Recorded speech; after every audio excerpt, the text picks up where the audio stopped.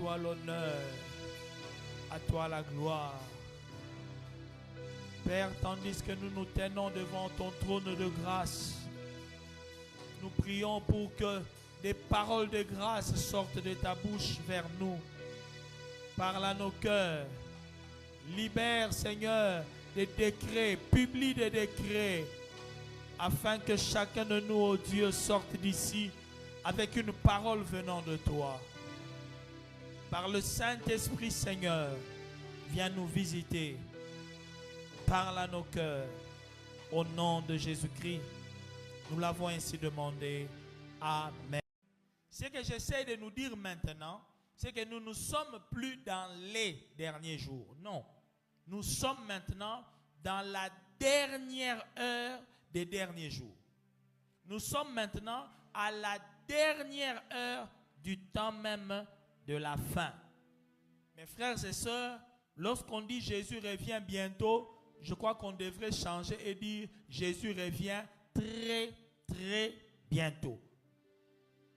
Lorsqu'on disait l'enlèvement de l'église, oui, c'est pour bientôt. Je crois qu'aujourd'hui, l'enlèvement de l'église est plus qu'imminent.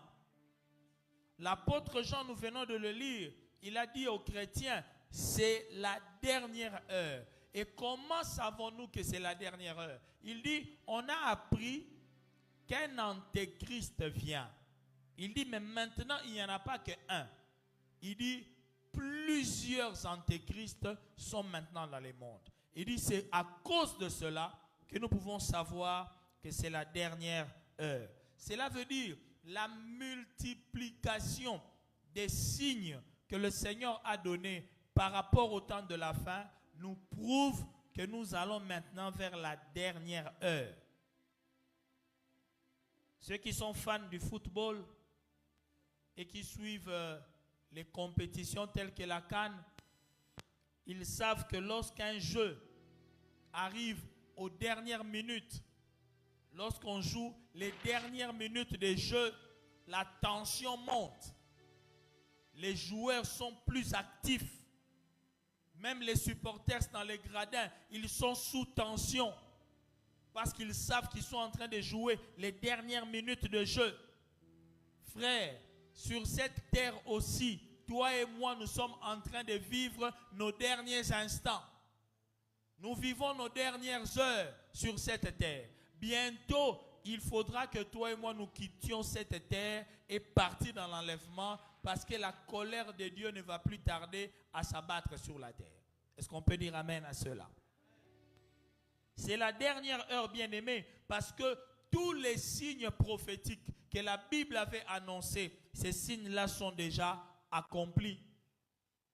L'apôtre Jean a dit, il y a maintenant plusieurs antéchrists sur la terre. Autrefois, il y avait des faux Christ, il y avait des faux prophètes, mais aujourd'hui, il y en a des milliers et des milliers. Il y a de plus en plus de faux prophètes et de faux oins sur la terre. Des faux serviteurs, des fausses servantes, qui hier étaient des Mbikoudi, des Mandona. Aujourd'hui, tout le monde se dit prophète et prophétesse. Les voyants d'hier sont devenus des voyants dans l'église. Les mêmes choses qu'ils faisaient avec les pratiques occultes, divinatoires, maintenant ils ont habillé ça du nom de Jésus. Ils avaient des petites cases, maintenant ils ont des églises. Tout cela pour séduire, si cela était possible, même les élus. Lorsque vous regardez les informations, vous comprenez que la tension mondiale est en train de monter. On parlait hier simplement des guerres, mais aujourd'hui, il y a une guerre mondiale qui se prépare. Qui sait que la troisième guerre mondiale se prépare déjà? C'est grave ce que nous voyons.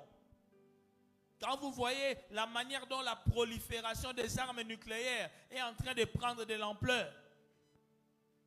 Quand vous voyez la manière dont la Chine, les États-Unis, l'Europe, toutes ces grandes puissances, quand vous voyez comment ils se comportent, un jour à l'autre, on va se réveiller et puis la Russie aura tiré une bombe nucléaire vers les États-Unis ou les États-Unis aura tiré une bombe nucléaire et c'est fini. La guerre aura éclaté. Or, cette troisième guerre mondiale, que la Bible appelle Armageddon, ne peut pas éclater avec nous ici sur la terre. Avant que cette guerre n'éclate, l'Église devra déjà être partie dans l'enlèvement. Est-ce qu'on peut dire amen à cela? Lorsque vous regardez ce qui se passe au Proche-Orient, en Israël, le conflit entre Israël, les Palestiniens et même tous les Arabes, c'est extrêmement grave ce qui se passe. Aujourd'hui, les États-Unis essayent d'affaiblir l'Iran. Pourquoi ils veulent affaiblir l'Iran? Parce que l'ennemi juré d'Israël, c'est l'Iran. L'Iran cherche la bombe nucléaire pour faire exploser Israël. Et la Bible avait prédit ça. Non seulement l'Iran, mais tous les pays arabes, ils vont finalement attaquer Israël. Ils vont provoquer une guerre en Israël. Et la Bible a prédit qu'avant que cette guerre-là n'éclate, l'Église, l'épouse, ne sera plus sur la terre. Mais au moment où toi et moi, nous vivons ici tranquillement, nous mangeons, nous vivons comme si de rien n'était, nous ne savons pas que nous sommes en train de passer les derniers instants ici sur la terre. Mes frères et sœurs, il est plus tard que nous le croyons. Plus tard que nous le croyons. Le fleuve Euphrate, qui devrait sécher selon la prophétie, avant que les armées arabes n'attaquent Israël, ce fleuve-là est déjà sec. Est-ce que vous le savez? La Bible avait prédit que le fleuve Euphrate, ce fleuve qui est à la frontière de l'Irak, de l'Iran, par rapport à Israël, la Bible a dit que ce fleuve devrait s'assécher complètement pour préparer la route à ces rois arabes, à ces arabes qui vont attaquer Israël. Au moment où je te parle, le fleuve Euphrate est sec. Mais il y a 2000 ans, quand le prophète Jean donnait cette prophétie, on l'a traité de fou. Parce qu'il n'y avait pas un fleuve plus grand que le fleuve Euphrate. Personne ne pouvait s'imaginer qu'un grand fleuve comme ça pouvait tarir complètement. Mais aujourd'hui, ça s'est accompli. Donc si demain, les Iraniens décident d'attaquer Israël, ils vont passer tranquillement là où se trouvait un fleuve hier. Que Dieu nous aide. Alléluia. L'Antichrist bien-aimé, la Bible annonce que lorsqu'il apparaîtra, il va venir avec une marque. La marque de la bête. La Bible dit personne ne pourra vendre ni acheter s'il n'a cette marque-là dans sa main ou alors sur son front. La marque de la bête bien-aimée, ce sera certainement un moyen d'acheter ou de vendre, de faire des transactions commerciales. Ce sera quelque chose qu'on pourra avoir dans sa main. Et aujourd'hui, mes frères et sœurs, il n'y a plus seulement des cartes magnétiques qu'on a à l'époque, cartes bancaires. Aujourd'hui, on peut acheter avec une puce qu'on vous met à la main. Ce ne sont plus de science-fiction, ça existe. En France, en Suède, aux États-Unis, bientôt ici à Kinshasa, tu n'auras pas besoin de la carte bancaire là pour piner, tu n'en auras pas besoin. Dans les magasins en France, quand vous allez dans les magasins Carrefour, tu viens, tu prends des choses dans les magasins, tu arrives au guichet, là où nous on paye ici à Galaxy, tu n'as pas besoin de faire sortir l'argent. Tu prends ta main, tu fais passer sur un bouton qui a des rayons et tu as une puce, comme les puces des SIM. On met ça dans ta peau ici. Tu payes à partir de cette puce-là. Ça existe déjà. Ce n'est pas futur. Ça existe déjà. Maintenant, l'Antichrist, est-ce qu'il est déjà là ou il n'est pas là? Parce que la Bible déclare qu'à un moment pile, il apparaîtra. Ce n'est pas qu'il va tomber du ciel, non. Ça veut dire qu'il va se révéler. Il est déjà là, il est déjà là. Il opère en secret, mais au moment pile, il va maintenant montrer son vrai visage. Mais avant qu'il n'apparaisse, l'Église ne sera plus sur la terre. L'enlèvement aura déjà lieu. Est-ce que nous sommes conscients de cela? Je ne suis pas venu ce matin t'effrayer, mais je suis venu te rappeler quelque chose. Ne vis pas en 2026 comme si tu avais toute la vie devant toi. Ne vis pas cette année comme si tu avais toute la vie devant toi. L'enlèvement peut nous surprendre n'importe quand. L'enlèvement peut se passer aujourd'hui, ça peut se passer demain, dans 10 jours, dans un mois. 2026 peut ne pas finir et Jésus revient. C'est la dernière heure.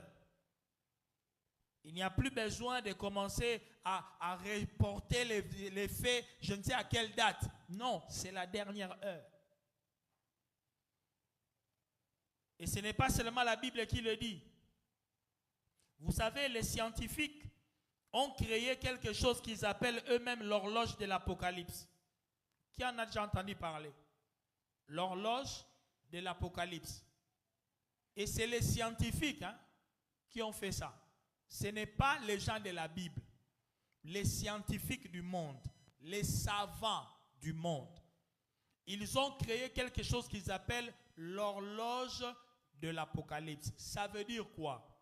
Ils observent les événements qui se passent dans le monde et ils disent aux dirigeants du monde, à l'allure où nous allons, nous approchons d'une catastrophe planétaire qui peut détruire toute l'humanité et provoquer même l'extinction des espèces vivantes sur la terre.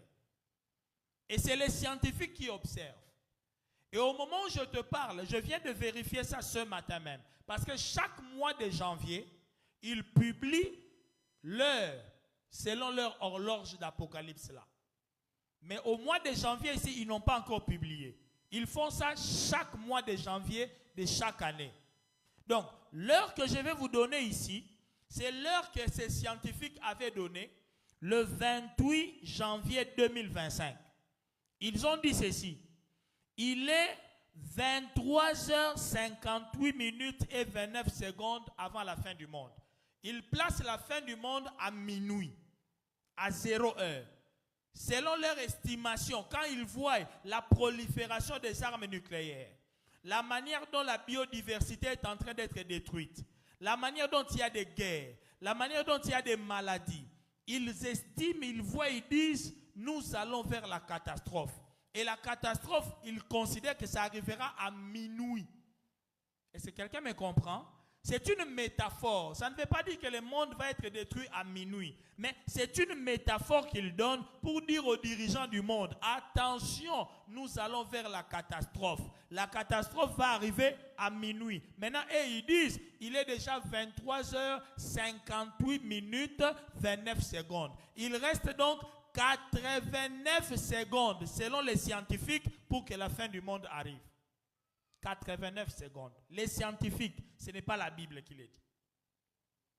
Donc, vous voyez que même les savants de ce monde, les personnes intelligentes de ce monde, quand ils voient comment le dérèglement climatique se fait, ils corroborent la prophétie biblique. Bien aimé, nous sommes à la dernière heure. Il n'y a même plus besoin de douter de cela. Lorsque nous parlons de la fin du monde, il y a des gens qui se disent, oh non, pasteur, on a toujours dit ça. Frère, au jour d'aujourd'hui, nous avons un appareil qui devient plus intelligent que l'homme, l'IA. L'intelligence artificielle. L'IA aujourd'hui que tu utilises, que j'utilise, ChatGPT, il devient de plus en plus intelligent que l'homme. Les machines seront plus intelligentes que nous. Est-ce que nous sommes en train de vivre Terminator? Parce que dans Terminator, finalement, c'est les machines qui vont dominer les hommes. Et écoutez bien le nom. Terminator. Terminé. C'est la fin. Le jugement dernier. Dans Terminator, c'est un message d'apocalypse. Il montre comment l'humanité va finir. Et c'est là où nous allons. Je peux te choquer en te disant que nous avons aujourd'hui des hommes cyborgs, des hommes avec des os en métaux. Ils existent aujourd'hui. Il est plus tard que tu ne le crois, frère. L'enlèvement de l'Église, c'est le moyen par lequel Dieu a décidé de nous sauver. Lorsque la Bible parle de l'enlèvement, retenez ça très bien. Dieu ne nous a pas créés pour vivre au ciel. Mais la terre ici est appelée à être détruite. Mais avant la destruction, Dieu va mettre quelques-uns à l'abri. C'est ça l'enlèvement. De même qu'il a mis Noé et sa famille à l'abri dans l'arche, eh bien, il va aussi mettre quelques-uns à l'abri par l'enlèvement avant la grande destruction. Est-ce que tu es de ceux qui partiront dans l'enlèvement? Est-ce que tu es conscient que nous sommes à la dernière heure? Frère, la Bible dit, c'est le moment où le jugement va commencer par la maison de Dieu. La Bible dit, le salut est plus près de nous que lorsque nous avions cru. Ce n'est plus le temps de jouer avec sa vie chrétienne. Frère, après avoir passé beaucoup d'années à chercher Dieu, à prier, à jeûner, tu vas maintenant rater l'enlèvement. Imagine que tu rates l'enlèvement, mais tu rates tout. Tu seras plus malheureux que les païens qui sont dans les bars. Autant te positionner aujourd'hui. Si tu es chrétien, vis en chrétien. Positionne-toi, prends ta position. Ce n'est plus le temps d'avoir un pied dedans, un pied dehors. Le monde d'aujourd'hui, bien-aimé, nous montre une image de Sodome et Gomorrhe. J'ai souvent dit aux gens, si Dieu ne brûle pas notre monde ici, notre génération ici, il doit demander pardon aux hommes de Sodome. C'est qu'il doit demander aux gens de Sodome et Gomorrhe, pardonnez-moi de vous avoir brûlé. Parce qu'il a brûlé ces gens-là pour un seul péché, le péché d'homosexualité. Mais aujourd'hui, 80% des pays du monde, je dis bien 80% des pays du monde ont déjà autorisé le mariage homosexuel. 80%. Quand je dis qu'ils ont autorisé, c'est-à-dire ils vont à la mairie, ils vont même à l'église, homme avec homme, femme avec femme, le pasteur aussi les bénit.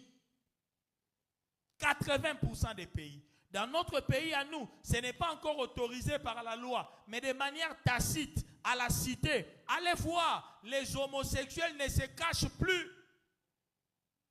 Ils ne se cachent plus. Ils se montrent clairement. Homme avec homme, femme avec femme. Il y a aujourd'hui des femmes qui vivent avec d'autres femmes et c'est connu de tout le monde. C'est connu même dans la famille. Et ça ne dérange plus comme hier. Autrefois, ça dérangeait, mais aujourd'hui, ça ne dérange pas. Dans tous les films, dans les pièces de théâtre, la majorité des stars, c'est des homosexuels. Et ce sont des stars. Tout le monde les acclame comme s'ils faisaient quelque chose de bien. Si Dieu a brûlé Sodome et Gomorrhe, il est obligé de brûler aussi cette génération. Il est obligé de le faire. C'est la dernière heure, frère. C'est la dernière heure. Il ne nous reste plus beaucoup de temps ici sur la terre. Or, la Bible avait dit, bien-aimé, qu'en ce temps de la fin, Dieu, il a aussi besoin des personnes qui vont faire un dernier travail ici sur la terre. Est-ce qu'on peut dire amen? Au fait, mon message ce matin, ce n'est pas seulement pour te dire, prépare-toi pour partir dans l'enlèvement. Non, ce n'est pas cela mon objectif. J'aimerais te dire qu'en cette dernière heure ici, Dieu a besoin des ouvriers qui peuvent le servir, qui peuvent travailler pour lui pendant cette dernière heure. Et c'est ça que nous avons lu avec vous dans Matthieu 10. Nous voyons le maître de la moisson qui sort à la première heure. Il recrute des ouvriers, il dit, allez travailler dans mon champ. Il sort encore à la troisième heure. Au fait, lorsqu'on dit la première heure, en Israël, c'est 6 heures. Notre 6 heures ici, en Israël, on appelait ça la première heure. Quand on dit à la troisième heure, ça veut dire 9 heures. Quand on parle de la 12e heure, plutôt la 6e heure, chez nous c'est 12 heures. 9e heure, chez nous c'est 15 heures. 11e heure, chez nous c'est 17 heures. Et le travail prend fin à 18 heures. Est-ce que quelqu'un me comprend? Chez nous c'est 18 heures, chez eux c'est la 12e heure. Maintenant la Bible nous montre que le maître est sorti dans toutes ces heures, il est sorti même à la 11e heure pour recruter des ouvriers qui ne vont travailler que pendant 1 heure. À 17 heures, il sort, il voit des gens qui ne font rien. Il dit, mais pourquoi vous restez là sans rien faire? Non, mais personne ne nous a loué. Il dit, allez aussi travailler dans mon champ. Ces gens-là vont travailler pendant 1 heure seulement, 1 heure de travail. Et quand ils finissent de travailler pendant la dernière heure là, la Bible dit, le maître appelle directement son financier ou son comptable. Il dit, ok, réunis tous les ouvriers qui ont travaillé dans mon champ, commence à les payer. Mais tu vas commencer à payer d'abord ceux qui ont travaillé à 17 heures, ceux qui ont travaillé à la dernière heure. C'est eux qui doivent être les premiers à toucher leur salaire. Est-ce qu'on peut dire amen à cela? Je suis venu dire à quelqu'un, Dieu veut t'enrôler dans sa moisson pour que tu travailles pour lui en cette dernière heure. Bien-aimé, la dernière heure que nous passons ici sur la terre, ce n'est pas une heure pour s'amuser, ce n'est pas une heure pour avoir seulement du plaisir, c'est une heure pour servir Dieu dans sa moisson. Le Seigneur a besoin de toi dans sa moisson. Puisqu'il ne nous reste plus beaucoup de temps sur la terre, sois comme Noé. Noé, avant que la pluie ne vienne, il ne faisait rien d'autre. Il était là avec son marteau. Il était là en train de construire l'arche. L'arche est une image de l'église. Il était en train de bâtir l'arche. C'est-à-dire de créer les moyens de sauver la vie de certaines personnes. C'est que Dieu veut que toi et moi nous fassions en cette dernière heure. Donnons notre énergie, donnons notre intelligence, mettons nos ressources pour sauver les âmes. Que la plupart des gens dans nos familles, dans notre voisinage, que les gens ne meurent pas quand la colère de Dieu va venir. C'est toi et moi qui devons travailler pour sauver les âmes. Nous sommes les ouvriers de la dernière heure. Dieu a besoin d'une grande armée de témoins de Jésus, des personnes qui vont aller dans son champ, qui vont travailler dans son champ en cette dernière heure. Parce qu'il y a une dernière moisson d'âmes que nous devons faire avant même l'enlèvement de l'Église. Est-ce qu'on peut dire amen à cela? Bien-aimés, vous savez, le jour où Dieu m'a parlé de la vision de la perle, c'était en 2003. Un vendredi, j'étais en forêt, j'avais passé 40 jours de jeûne et prière. Il me restait 2 jours pour que je termine mon jeûne. Et la dernière semaine de mon jeûne, j'étais allé en forêt. J'avais passé 7 jours dans cette forêt sans manger, ni boire, ni me laver. Je ne faisais que prier, je ne faisais que chercher Dieu. Le 5e jour de ce jeûne-là à sec, pendant 7 jours, le 5e jour, le Seigneur m'a parlé. Je ne te dirai pas tout ce qu'il m'a dit. Mais parmi les choses que Dieu m'a dites clairement, il m'a dit, j'étais appelé à participer à la dernière moisson des âmes avant mon retour. C'est ce que Dieu m'a dit. Tu dois participer à la dernière moisson des âmes avant mon retour. Frère, si vous me voyez parler de ces choses, s'il y a des gens qui m'entendent beaucoup parler des signes du temps de la fin, du retour de Jésus, ce n'est pas parce que j'aime ça, ce n'est pas parce que c'est ma préférence, ce n'est pas une question de préférence, c'est mon appel. Le Dieu qui m'a appelé, qui m'a envoyé prêcher, il m'a dit, c'est la dernière moisson des âmes que vous êtes en train de faire. Voilà pourquoi il m'a dit, j'ai des perles, j'ai des âmes précieuses, des personnes qui ont de la valeur à mes yeux. Je ne veux pas les perdre. Donne toute ton énergie. Fais tous les sacrifices possibles. Il faut que tu sauves mes perles à moi. C'est l'origine de ce nom ici, la perle. Lorsque je parle de la perle, ça veut dire, il y a des gens que Dieu ne veut pas perdre. Dieu ne veut pas perdre les âmes. Il ne veut pas que les membres de ta famille aillent en enfer. Il ne veut pas que les jeunes gens de cette cité se perdent. C'est toi et moi qui devons aller les moissonner. Nous devons travailler pour sauver le plus de personnes possible. L'église, bien-aimée, ce n'est pas un lieu de pèlerinage. Ce n'est pas un lieu de tourisme. Lorsque nous venons à l'église, nous venons pour être enrôlés, être des ouvriers dans la maison de Dieu, dans le champ de Dieu. Et ce qui est intéressant, lorsqu'on veut payer les ouvriers, ceux qui ont travaillé à la première heure, c'est-à-dire les Paul, les Pierre, les Jean, les personnes là que nous lisons dans la Bible, ils ne seront pas en tête de file pour recevoir le salaire. Ceux qui seront en tête de file pour recevoir le salaire, c'est nous qui travaillons à la dernière heure. C'est nous qu'on va appeler les premiers pour dire, Patrick, viens pour avoir ton salaire, pour avoir ta récompense. Frère, on a cru en Jésus pour entrer au ciel, mais nous travaillons pour Dieu pour un salaire. Il y a des récompenses qui nous attendent au ciel. Dieu te récompensera, Dieu te bénira. Tu seras grand au ciel si tu travailles pour Dieu aujourd'hui. Il commence par payer les ouvriers d'abord de la dernière heure. Et lorsqu'il finit de payer les ouvriers de la dernière heure, la Bible dit, il appelle les ouvriers qui ont travaillé à la première heure. Et puis, il leur paye le même salaire. C'est ça au fait qui m'intrigue. C'est-à-dire, si Paul a sauvé une âme au 1er siècle là-bas, moi aussi j'ai sauvé une âme en l'an 2000 ici. Dieu ne va pas dire, Paul, toi je te paye plus parce que tu as travaillé sous le soleil, parce que toi Paul tu n'avais pas de micro, parce que toi Paul tu n'avais pas internet. Le Seigneur dit non.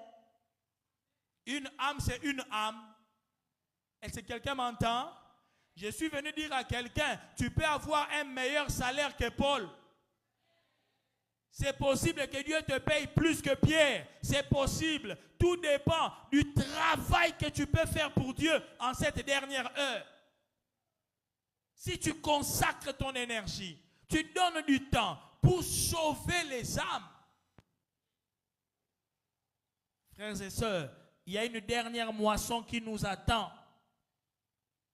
Vous savez, avant le retour de Jésus, la Bible dit qu'il y a une dernière trompette qui va sonner avant que nous partions dans l'enlèvement. Qui connaît cela? 1 Thessaloniciens 4, lisez à la maison. 1 Thessaloniciens 4, le verset 13, et vous descendez jusqu'en bas. La Bible dit, car le Seigneur lui-même a un signal donné à la voix d'un archange, au son de la trompette, il descendra du ciel. Je voulais enseigner ici, je crois, dans une conférence Maranatha. La dernière trompette. Qui se rappelle de ça? La dernière trompette. Écoutez, la dernière trompette qui doit sonner ici sur la terre, avant que le Seigneur ne descende pour l'enlèvement, ce n'est pas une trompette physique comme à l'armée. Arrêtez de suivre les dessins animés ou les films où on vous montre qu'avant l'enlèvement, les gens entendent une trompette qui fait bon, et puis ils partent. Non. La trompette dans la Bible symbolise toujours un avertissement, une prédication, un message. Dieu veut simplement nous dire, avant l'enlèvement de l'église, il y a une dernière trompette qu'on doit sonner sur la terre pour avertir les hommes. C'est comme dans Matthieu 25, lorsque les vierges étaient endormies, la Bible dit, au milieu de la nuit, on cria, voici l'époux, allez à sa rencontre. Alors les vierges se réveillaient. La trompette symbolise un message pour réveiller les gens. Ça symbolise une prédication pour réveiller les gens qui dorment, qui ne savent pas que nous sommes à la dernière heure. Il y a des gens qui ne sont pas conscients que l'enlèvement peut avoir lieu bientôt là. Ils ne savent pas. Que Jésus revient bientôt. Ils ne savent pas. Que la terre ici va bientôt être brûlée. Les gens ne savent pas. Comme je vous l'ai dit dernièrement, Dieu a déjà commencé à faire des essais techniques. C'est comme nos amis de la technique ici, avant de commencer, ils font allô, allô, yesun kolo. Essai technique pour voir si le micro fonctionne.